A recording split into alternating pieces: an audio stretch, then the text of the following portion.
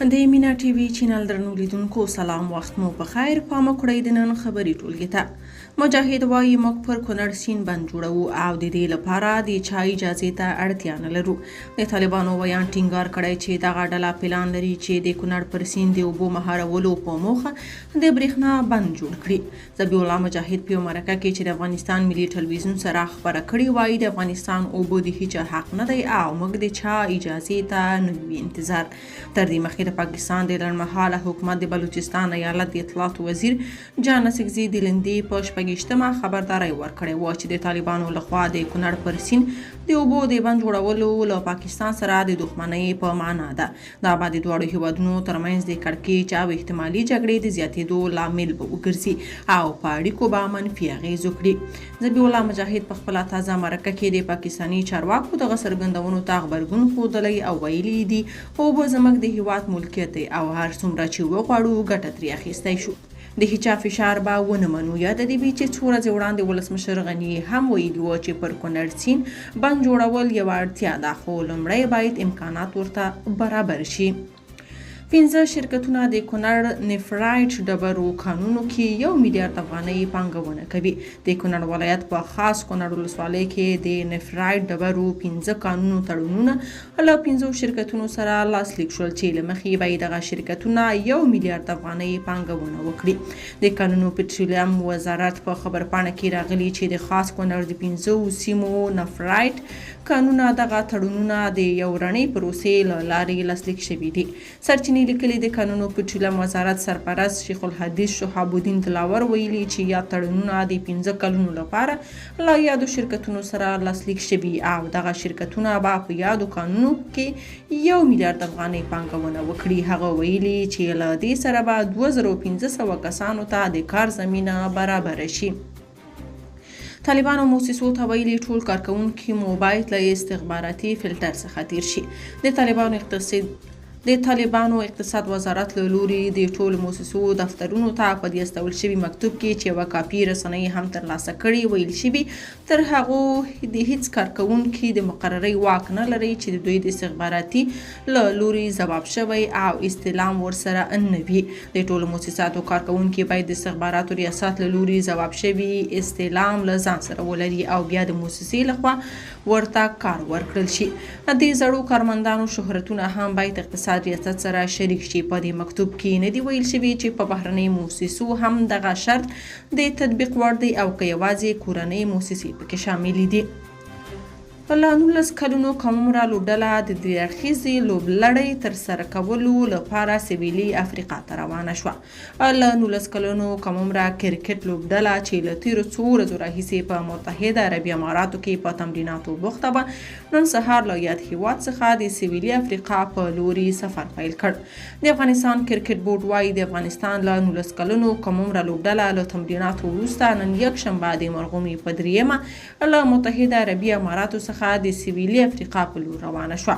افغان کرکټ بورډ په خپله ایکس پاڼه لیکلي چې د افغانستان، هند او سویلي افریقا ترمنځ 3 اړخیزې لوبلړۍ د ډسمبر په 9مه پیلیږي او د 2024 کال د جنوري میاشتې تر 10 نیټې به دوام وکړي. یاده لوبډله کې د راشد خان د وراره ناڅاپي ټاکل کېدل غبرګونونه راپارولي دي. طالبان وایي هیواد پر قانونو د پانګونې بهیر د پراختیا په حال کې دی. د قانونو پټرولیم وزارت مسؤلین وایي چې د هیواد په قانونو کې ورځ تر بلې د پانګونې بهیر د پراختیا په حال کې دی. د قانونو پټرولیم سرپرست وزیر وایي چې تیر کال د قانونو له درکه 18.7 میلیارډ افغانۍ عواید د دولت خزانې ته سپارل شوي دي. دوی هیله څرګندوي چې روان کال کې به د قانونو له درکه عواید نور هم زیات شي. د قانونو پټرولیم وزارت مسؤلین وایي چې هیواد کې د ډبرو سکرو په برخه کې لوړ ظرفیت لري او نږدې 15 لوی شرکتونه د ډبرو سکرو په استخراج بوخت دي. د قانونو وزارت وایي چې له دې سکتور څخه یې هم څه باندې 14 میلیارډ افغانۍ عواید ترلاسه کړي دي.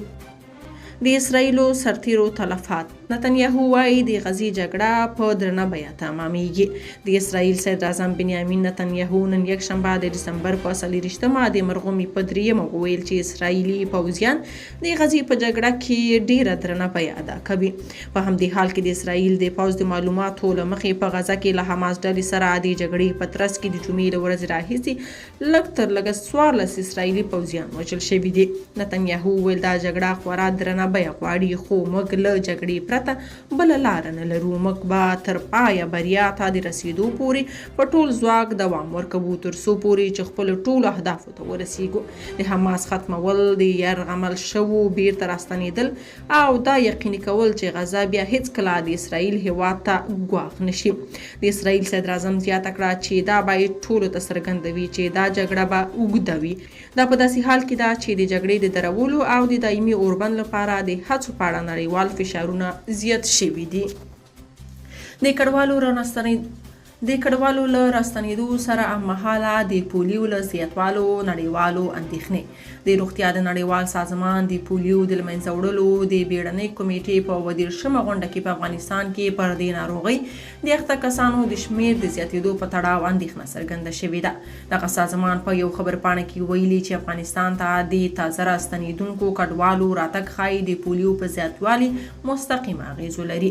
د روغتیا نړیوال سازمان په اعلامیه کې راغلي که څه هم په تیرو 4 میاشتو کې په دغه هیواد کې د پولیو کومه نوې پیښه په رسمي توګه نه ده ثبت شوې، خو دا ګواښ لا هم شته. د خبرپاڼې پر بنسټ د پولیو د له منځه وړلو بیړنۍ کمیټې په افغانستان کې د پولیو د له منځه وړلو د بیړنۍ طرحې خبر ورکوي او زیاتوي په مهمو سیمو او لارو کې اضافي ټیمونه او څارونکي ځای پر ځای شوي دي چې د راستنېدونکو کډوالو ماشومان واکسین کړي. د امیر روغتیا وزارت ویان شرافت زمان طلوع نیوز ته وایي په دې برخه کې باید ډیر کار وشي. د دې لپاره کله چې کډوال راځي د هغوی ډیری په بیلابیلو ناروغۍ اخته وي او په دې برخه کې باید نړیواله ټولنه مرسته وکړي څو موږ وکړای شو ښه خدمتونه ترسره کړو. امریکا وايي د هند سمندر کې پرونی کښتۍ ایران ویشته ده.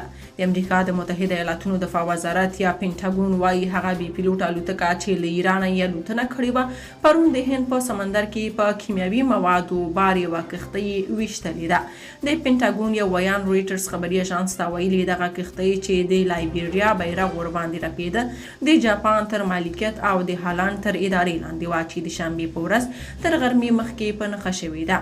د رویټرز خبري اژانس د راپور له مخې دغه پیښه د اکتوبر میاشتې پر 2 پر اسرائیل د حماس ډلې تر حملې وروسته د سیمه ایز کړکېچ د زیاتېدو او د انتقالاتو کرښو ته د ورپېښو نوو ګواښونو څرګندونه کوي. درنو لیدونکو او اوریدونکو دا وه ستاسو لپاره زموږ د نن ورځې خبري ټولګه. لوی الله مو مل شه.